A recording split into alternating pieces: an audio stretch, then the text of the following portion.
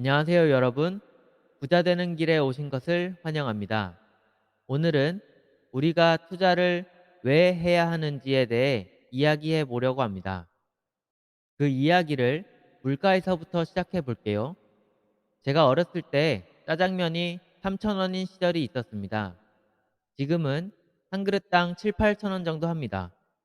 분명 똑같은 짜장면인데 물가가 2배 이상 뛰면서 3,000원으로는 짜장면을 사 먹을 수 없는 상황이 된 거죠.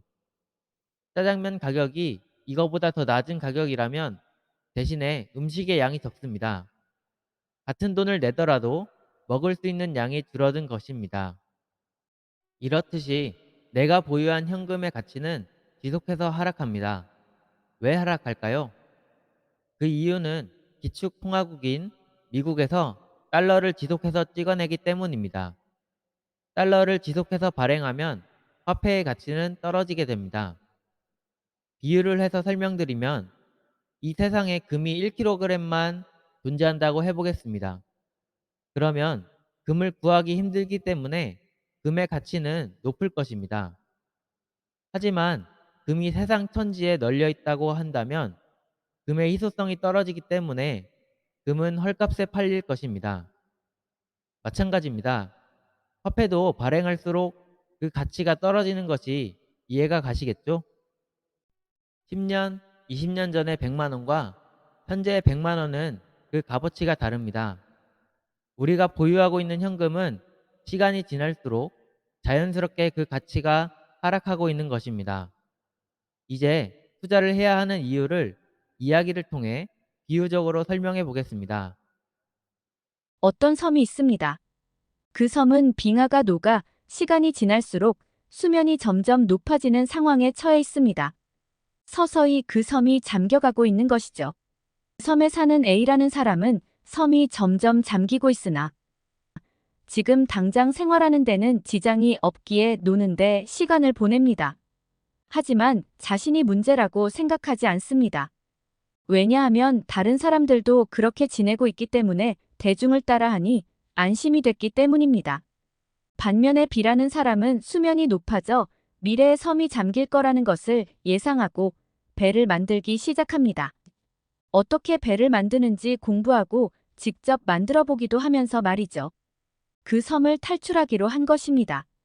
물론 그 과정은 녹록지 않습니다. 배를 만들다가 다치기도 하고 배를 띄워서 잠깐 밖에 나갔으나 예상치 못한 날씨 등으로 다시 본인의 섬으로 돌아오기도 했습니다.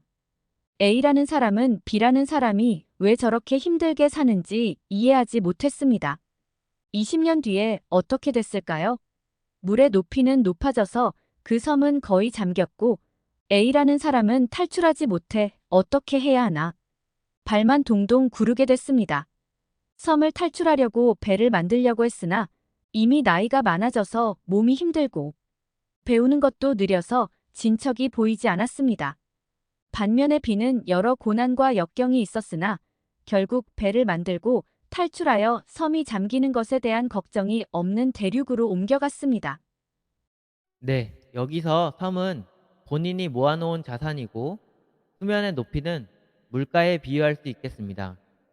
A는 투자를 하지 않고 놀거나 예금이나 적금만 소소하게 한 사람이고 B는 모아놓은 돈이나 수입으로 투자를 한 사람입니다. 지금 당장은 먹고 살만하니까 투자는 위험하다면서 투자를 하지 않게 되면 이 이야기의 A처럼 결국 현금의 가치가 떨어져서 돈 걱정을 하며 살게 됩니다. 한 살이라도 어릴 때 투자를 하라고 워런 버핏이 말했죠. 그래야 실패하더라도 적게 잃으면서 배우게 되는 것입니다. B가 섬을 탈출하기 전에 여러 어려움을 겪은 것처럼 투자는 쉽지는 않습니다. 초기에 손실이 나더라도 견뎌낼 줄 알아야 하고 자신이 투자한 자산에 대해서도 끊임없이 공부해야 합니다. 10년, 20년 뒤의 밝은 미래를 위해 현재의 즐거움을 잠깐 내려놓는 것입니다. 예적금이 필요한 때도 있겠지만 예적금만 하면 돈을 잃을 염려가 없기 때문에 우리의 뇌는 멈추게 됩니다. 그리고 예적금 수익률은 낮아서 물가를 따라잡기가 힘듭니다. 반면에 투자를 하면 그 과정 속에서 배우는 것이 있고 어떻게 하면 투자를 올바르게 잘할지 연구하게 되고 공부하게 됩니다.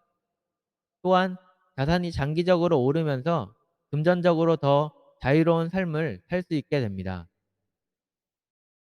자, 여러분은 어떤 쪽을 선택하시겠습니까?